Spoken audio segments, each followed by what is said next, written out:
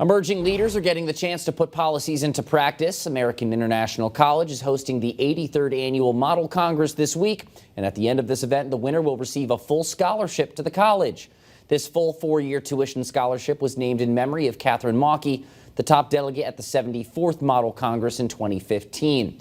Western Mass News spoke to Mariah Mauchey about her sister Catherine and how she inspired this award. My sister was the best at Model Congress.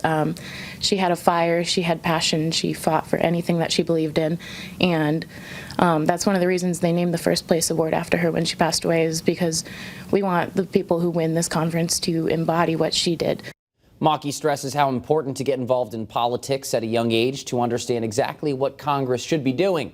For details on the event or how students can participate, head to our website, westernmassnews.com.